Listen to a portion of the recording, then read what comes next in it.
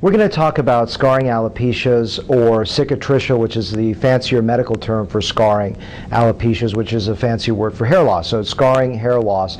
This is also oftentimes more of a patchy type of hair loss that can occur due to different types of conditions. Just like in patchy hair loss that is involved in non-scarring hair losses, there can be an inflammatory type and a non-inflammatory type. And breaking that down will help sort of delineate those categories a little bit more easily for you to understand.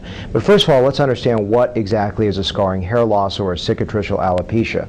Essentially what this is, it's a type of hair loss in which there is scarring in the hair follicle that will lead to permanent hair loss and can be considered a type of real hair loss emergency, because you've got to salvage this before you actually lose that hair that won't regenerate, and then you've got the only option over time is possibly to transplant or create a scalp reduction in that area to get rid of that area of hair loss, and even that may not be that great in terms of transplantation because there may be limited blood supply, etc. The scarring that occurs that is permanent, when you're talking about a permanent scarring alopecia or hair loss, is in the region of the permanent hair. Remember in the video that we talked about the embryology and anatomy that the upper portion of the hair follicle that extends from the bulge area or isthmus up to the opening of the or the skin surface is the permanent component. If that part is damaged, there is not going to be hair regrowth ever, and that's going to be gone. So that's what we're talking about when we're talking about a scarring hair loss in that region. In terms of the different types of scarring hair losses, we're not going to get to the really scientific types of divisions in some of the recent classification schema, but something a little bit more easily understandable, and we divide it into just simply inflammatory and non-inflammatory.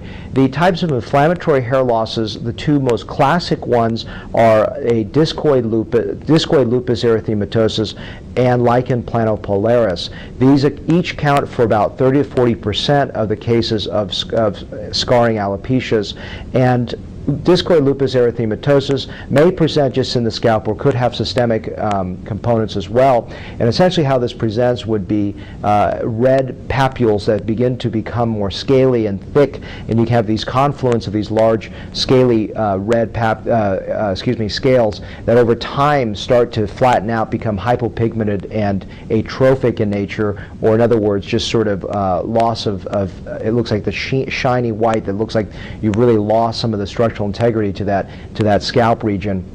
And that looks very similar in presentation to lichen planopilaris. You need a scalp biopsy to make that distinction. I don't do the biopsies. I'm not a dermatologist. I refer that out to a dermatologist if I'm suspicious of a scarring alopecia or scarring hair loss. And these are just, this video is more intended for you to understand sort of the general ideas, not to give you a diagnosis, and certainly I'm not going to be the one to be treating these conditions. The other type, lichen planopilaris, is basically lichen planus, a type of lichenoid disease that occurs in the scalp region that looks very similar oftentimes to discoid lupus.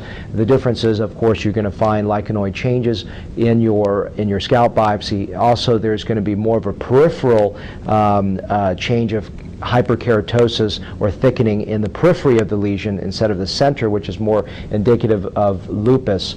Another type of inflammatory scarring alopecia is folliculitis decalvans. This one is a little bit different in the sense that it's more pustular. There can be a lot of pus and a lot of large papules in this area instead of scaliness, and the reason for this is that what's happening is that your scalp is actually creating an autoimmune attack of the hair cells, or it's really just it's to the bacteria in the scalp, and so anti-staphylococcal or anti-staph aureus type of medications can be helpful in combination with rifampin in terms of treatment and eradication. And sometimes the only way you can take care of it is to actually use laser hair removal to eradicate the source of the problem, which is the hair follicle getting infected.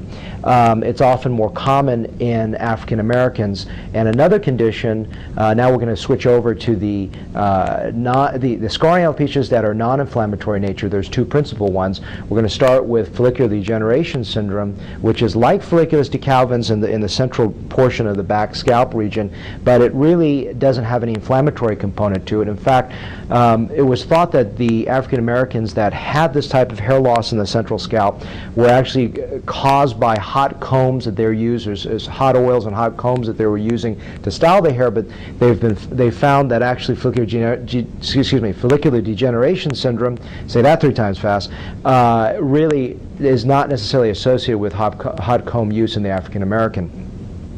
The other type of more classic, more common type of a non-inflammatory scarring alopecia is something called pseudopelata Brock. Brock is spelled B-R-O-C-Q. The late 19th century, Brock found that people could have this, what's classically seen as footprints in the snow. It looks like footprints in the snow across here, the little hair loss, and the term pelade is a French term for alopecia areata, and as you know, pseudo means false, so it looks like alopecia areata, but it's not, because it truly is scarring. There's no follicular ostia, so it's completely different from the non-scarring alopecia areata. That is, alopecia areata is non-scarring, and pseudopelade is scarring. Some people believe that since pseudopelade is completely non-inflammatory in nature, that it represents an end stage of some of the inflammatory scarring hair losses like lichen planopilaris or discoid lupus erythematosus, but is now thought to be a unique type of category, the pseudopelata Brock. And then finally, there's a term that Sperling coined called central centrifugal alopecia, and part of the central centrifugal scarring alopecia, which is thought to be just sort of a large term used to describe scarring hair losses that occur in the vertex crown that expand in a symmetrical fashion. And the types of hair losses that fall into this category include folliculitis decalvans, which has a predilection for the back area here, pseudopelade, as we mentioned, which is a non-inflammatory type of scarring hair loss, and follicular degeneration syndrome, which also is non-inflammatory, that has a higher predilection for this region here in the vertex and crown. That's a quick summary. Most of it gets quite technical, and most people don't suffer from scarring alopecias. I think it's more of an intellectual interest, but if you have it, clearly it's something you need to seek a dermatologic consultation, evaluation, and treatment, as I am a surgeon, but I thought it would be interesting for you guys to understand a little bit about the categorization of scarring alopecias.